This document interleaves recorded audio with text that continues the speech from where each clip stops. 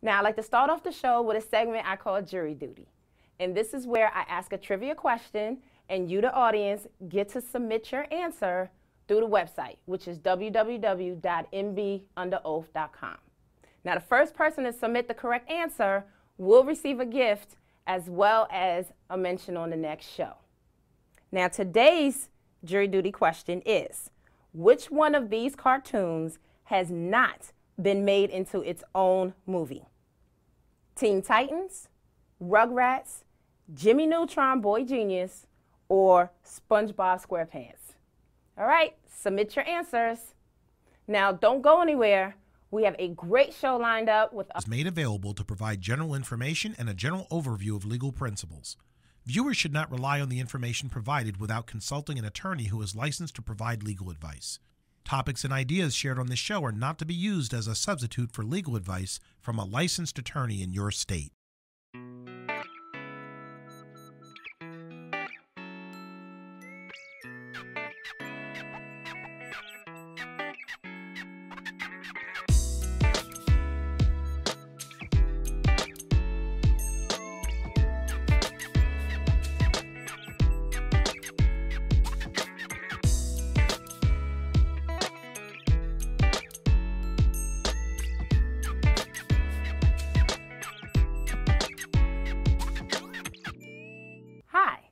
Welcome to Under Oath with Michelle Bell, and I'm your host, Michelle Bell. Now, this show is where I bring on fellow attorneys, and we give you, the audience, legal information. Now, I like to start off the show with a segment I call Jury Duty, and this is where I ask a trivia question, and you, the audience, get to submit your answer through the website, which is www.mbunderoath.com. Now, the first person to submit the correct answer will receive a gift as well as a mention on the next show. Now, today's Jury Duty question is, which one of these cartoons has not been made into its own movie? Teen Titans, Rugrats, Jimmy Neutron Boy Genius, or SpongeBob SquarePants?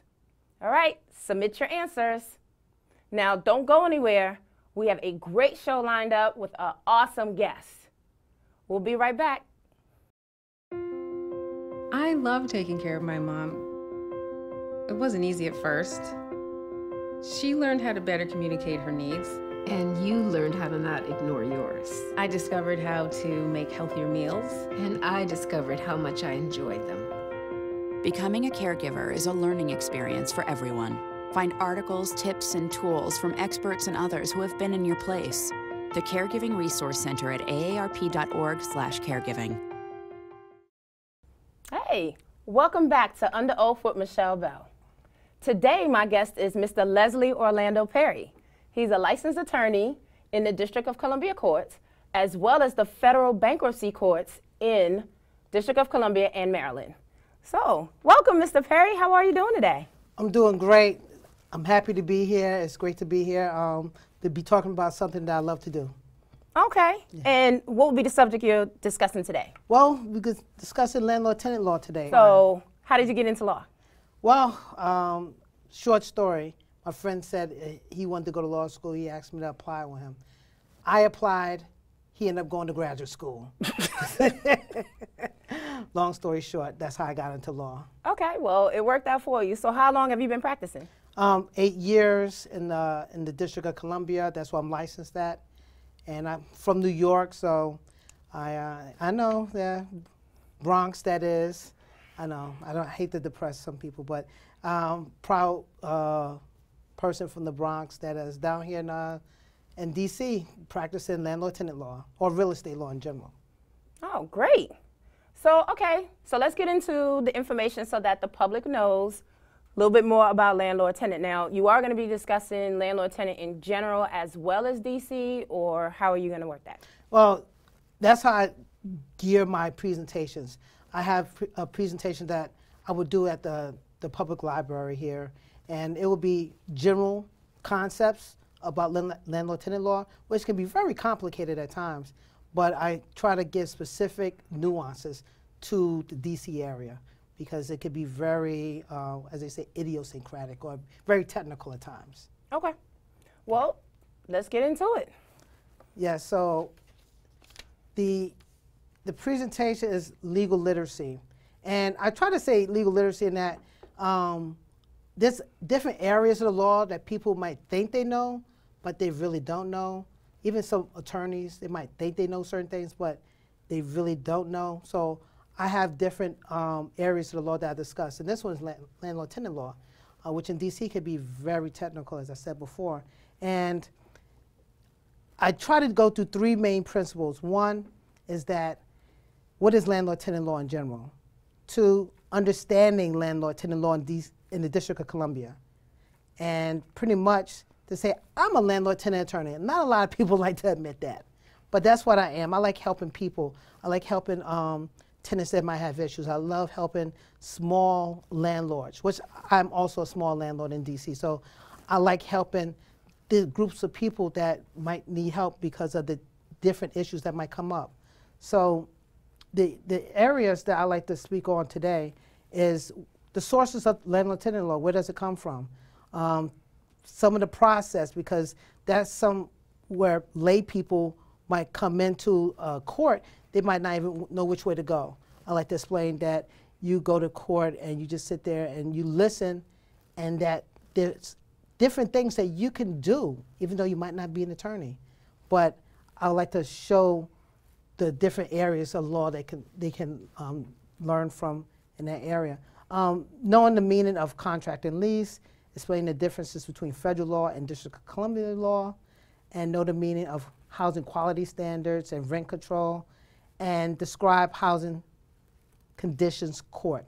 And that last court is very important, where that's where tenants actually get to make their case about housing conditions. Okay, so, sounds good. So the first point I like to get into in the discussion is, what is landlord-tenant law? So in my presentation, I like to discuss the 4 legs of it. Yes, it's like 4 legs on a table. Basically, there's different areas of law. We all know that the city of District of Columbia have city council. They make the laws for the city. Then you have contract law, which is certain rules that if you have a contract that you have to go by. Then you have judge-made law. This is where judges actually sit down and think about the issues and make decisions. And that is an area of law that we have to go by, or we call it case law. And administrative law, that's more where your agencies like your Department of Consumer and Regulatory Affairs or other agencies in DC, they have an area law which they have a set of rules that they go by. First of all, let's discuss landlord-tenant law in general. Basically, it's contract law. I'm not trying to make it complicated, but contract is just an agreement between 2 more parties. That's it. You agree with party A that you're going to do something, and a party B says, okay, you're going to do it. It's a promise to each other. Now, I always think about landlord-tenant law like this. You go into McDonald's. I call it the McDonald's concept. You say, hey, McDonald's, I want to buy a Big Mac. The person tells you, Big Mac is, what, $2.50. You take out your money. You give the person $2.50. Hey, you have your Big Mac. They have their money. You keep on moving, as they say. Now, in landlord-tenant law, it's no different. You pay a certain amount for rent. You agree to rent for whatever amount these days. It could be a little, I'm not going to say how much rent is these days, because it's more than what I paid when I was in the apartment. But anyway, you pay your rent by the 5th of the month usually, and you get to live there for the rest of the month. Now, the lease is the only thing the lease says is how long you're going to be there. Most leases start at a year. They could be shorter. They could be 6 months. They could be 9 months, whatever the needs of the parties. Or they used to have leases, 2-year leases, but they don't, for the most part, do that anymore. The leases are also guidelines, rules of the house, where you could say, I'm living here with my husband or a spouse or whatever, with my children. You identify who's there. You identify that I have 4 bedrooms. I identify that I'm paying for the utilities or they're paying for the gas. You identify the rules for each party. The landlord has certain rules that they have to go by, and the tenant has certain rules that they have to go by. And that is the heart of a lease. Okay, now, Okay, it's been a while since I rented as well, but in the lease, like, they can be very long. It can be. So what happens if you get a lease and you actually read it? I know many people don't, but you actually read it and you don't like something that's in that lease. Do you just say, no, I don't want to rent here? Or, hey, can we work this out? Well, like any document, contract, it's a negotiation. It could be written down, that's what the landlord wants, but if you, like, again, if you're paying money, you have the ability to say, can I change this? But long as it's in writing, because in contractual law, when you're dealing with real estate, it has to be in writing. Okay, so let's get that out the way. Any changes to anything that you're agreeing to, especially it should be in writing. Okay? So if it says that the landlord could have 4 inspections a year and the person's like, well, can it be 2 inspections a year? Yes, long as it is written in the lease clearly and it's initialed by both parties. Okay, cool. And again, leases can be very long. Always read your lease. Please, read your lease thoroughly, because there's certain little rules that the landlords are able to put in there to protect themselves, as they should, but it should be rules in there to protect the tenant also. Okay. So you have to make sure that that's in there. There's certain concepts in landlord-tenant law in DC. You'll find that all the different branches contribute to landlord-tenant law, and sometimes, you know, they agree to disagree on certain areas of the law, which is landlord-tenant law. That's life in general. That's life in general. Judges might say this is a certain part of law that we made, but it might be contrary to something that might be in DCRA or Department of Consumer Regulatory Affairs. So they reconcile it. So that's why we do have a court system to help reconcile those rules. The other area, this is funny, when you have a contract, you're building a relationship between the landlord and the tenant. I call it, you know, friend or frenemies. You know, my kids, you know, they say like, that's my frenemy. I was like, wait a minute. I get it, I understand, because sometimes your landlord can be your friend if y'all are working on the same page, if you have communication. Communication is key in any relationship, and especially for landlord-tenant. Okay. Well, we're going to get ready to take a break so that the audience can digest everything that they've heard, and hopefully that's stuff that they did not know, and it will help them, you know, next time that they have to go through a lease or renew their lease or sign a new, read your lease. I know it's long, but read it. So hang in there. We'll be right back. You made her college years possible, opening that education savings account when she was little, spearheading campus tours, and deciphering financial aid. If you can ace planning for college, you can do it for retirement. Get on track with tips at aceyourretirement.org. Welcome back to Under Oath with Michelle Bell. So I'm here with Mr. Leslie Orlando Perry, landlord-tenant attorney in the District of Columbia. So now we're going to move into one of our segments called Office Hours. And that's the one where you, the viewers, sent in your legal questions to get answered. Well, I'm going to try to answer them at least. Well, let's see what the first question is. Good afternoon, Mr. Perry. I have a landlord-tenant question. If the tenant pays partial payment, does that break the lease? Now, thank you for that excellent question. Now, he asked if the tenant pays partial payment, does it break the lease? It does not necessarily break the lease. In DC, and I'll explain a little later, how if somebody doesn't pay all of rent, that's a sort of like breaking the lease, but you have to go to court to have somebody else make a determination if that lease was broken. Because there might be a reason why the tenant did not pay all the rent. It might be an issue in the apartment. It might be whatever.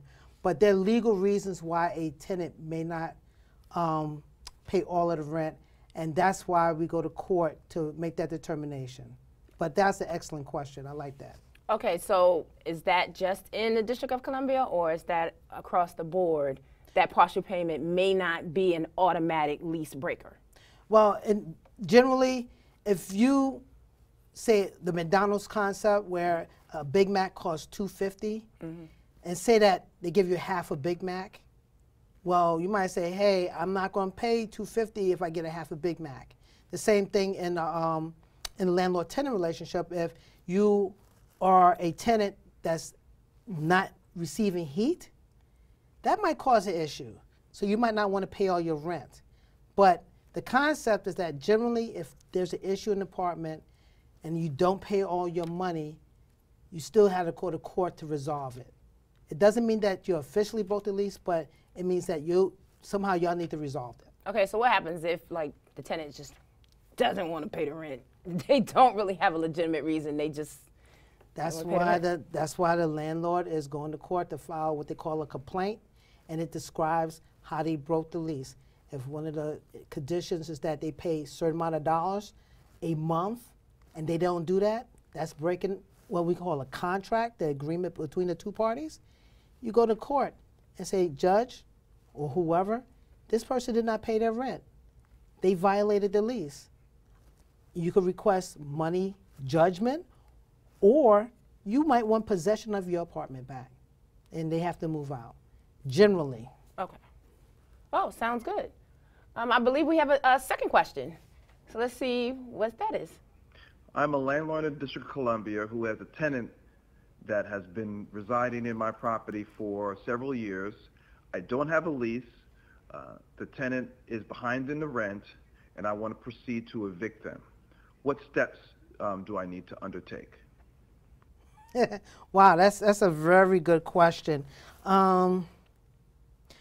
Yeah, sometimes there are times where a landlord, for whatever reason, might allow a tenant to live in their apartment without a lease, without a formal contract. Now, generally, and in DC, if somebody lives in your apartment and they live over a certain amount of time, they could be considered an tenant or a tenant. So there's an agreement there. And if they stop paying a certain amount of money that you agreed upon verbally, then yes, you have to go to court. Now, it's going to be a little, I can't take up all the segment describing how you go about filing a complaint or whatever to get them out your apartment if they didn't pay or haven't paid in a little while. But yeah, you have a process to go through to formally say, hey, we did have an agreement. It wasn't written down, but they paid me this amount for the last few years, and they stopped paying. So there's a process to do that, but you have to go to court, okay? You have to go to court. Okay, so the landlord just can't come in and just take your stuff and throw it on the street? No, in general, and especially not in D.C.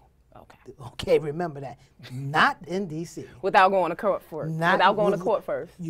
You best believe you need to go to court, and to throw anybody's stuff out, or to, I don't want to say throw anybody's stuff out, but to vacate an apartment, you have to go to the U.S. Marshal Service. It's a very formal process. Okay. And I believe we have one more, but this one is an audio. So we have to listen to the question. Very carefully. I want to ask a question. When you pay a deposit, when you pay a security deposit, how long does it take to get it back after you move out? Wow, that's a very good question. She's asking about security deposits. In D.C., there's a statute, there's a law that talks about how security deposits are handled. A security deposit is where, before you move in your apartment, a landlord might request, okay, you have to pay your rent, and you might have to pay a deposit just in case at the end of your tenancy, there might be issues in there, so that security deposit will be used to resolve those issues. Okay. And DC has a very formal process of dealing with that, and most times the rule goes by the maximum is 45 days to return a security deposit to the tenant if they left the apartment clean and what they call broom swept. Okay, is there like a general rule when it comes to security deposits? And this is one area of the law where it's specific to the jurisdiction. DC is very different than Maryland. Maryland is different than Virginia. So, but the general idea is that security deposit is given so that it's sort of like a way to protect both parties when a tenant might have to vacate an apartment. Okay, cool. So thank you for actually answering the questions from office hours. I tried. The viewers that sent in the videos, thank you so much for doing that. Continue to watch, and hopefully you understood and got the answers from Mr. Perry. And you can give us feedback on the website. Thank you. Just to go back to where you were with the landlord-tenant information that you were giving to the public, you want to move into what area now? I want to talk a little bit about sort of like the process. We talked about it a little through the questions, what happens if somebody doesn't pay the rent, for example. As a landlord, there's a formal process where you go to the court and you file some documents, okay? Let me tell you, DC is very good in general in having the documents online. So please go to your search or Google machine or your search engine and look up DC. Google machine? Yes. Some people call it Google machine, where you put in, you Google DC Superior Court and you'll find landlord-tenant information, and it has a wealth of information in there. Okay. A lot of information. The website for DC has a wealth of information about landlord-tenant relationships, how they should be handled, and a lot of that information is handled through the Department of Consumer and Regulatory Affairs. So the process is that as a landlord, you go to 510 4th Street, that's downtown where all the courts are at. It's Court B. And you go, if you have any questions, there's opportunities for you to ask the clerk. But for any legal questions, you could go to the Landlord-Tenant Resource Center. Landlord-tenant issues are very well handled by a resource center that's on site, one, if you have any issues that you might not be able to handle.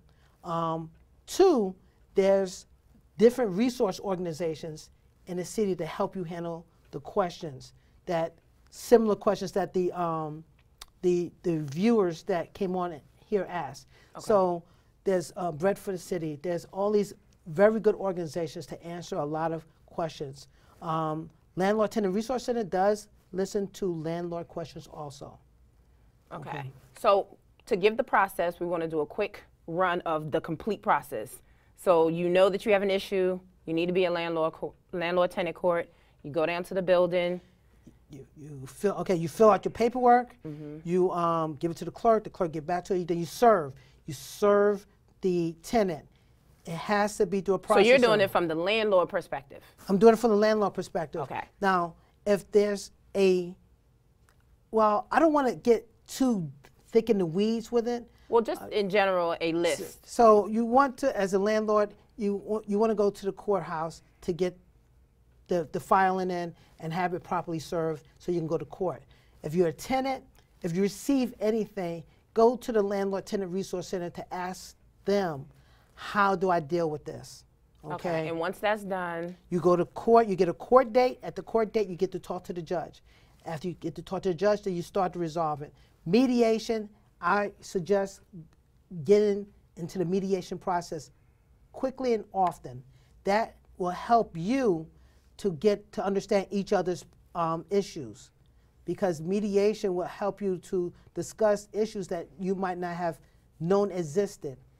Talking through a third person. Mediation is where you have a third party that is not anybody's attorney. They just there to listen to the issues, to help you resolve the issues that you and your landlord might have. As a tenant, they could be very helpful to understanding the concepts. Okay. They're not an attorney usually. All right, well, mediation, I know from my personal experience going to mediation with clients, it's easier because both parties give something and both parties give up something to come to some sort of agreement. Whereas if a judge makes the decision for you, one party wins, one party loses. Exactly, exactly. Okay, so if mediation doesn't work? Then the next step after mediation is you might have to go through a formal, what they call litigation process, where you have to exchange some papers to see how much you might owe, if there might be issues in the apartment, or if there's other things that's outside. But you want to make sure that you have a clear understanding what the issues are when you go in front of the judge. All right, so then you go in front of the judge, you have your trial, and then the judge makes the decision. Judge, sometimes it's a judge decision that is made, or you might, as a tenant or anybody, might request a jury trial. You still have a right to a jury trial in the landlord-tenant process, yes. Well, that sounds like great information. If you want more information, definitely reach out to, Mr. Perry. Okay, now we're gonna take a break, and we'll be right back with the great segments, my favorite. You have Plead the Fifth, and you have Cheat Sheet. Most party fouls are pretty dumb. But if you decide to drink and drive underage, you could lose your license and your freedom. Underage drinking and driving, the ultimate party foul. Welcome back to Under Oath with Michelle Bell. I'm here with Mr. Leslie Orlando Perry, a landlord-tenant attorney in the District of Columbia. So now we're going to move into one of my favorite segments, which is Plead the Fifth. So, Mr. Perry, I'm going to ask you some questions, and you either answer them or you plead the fifth. Okay. You ready? Ready. All right. 90s R&B or today's R&B? 90s. Do you like chick flicks? Yes. Which one? 27 Dresses. I know, right? Sports or debate team? Sports. Okay. Most embarrassing moment in court? Plead the Fifth.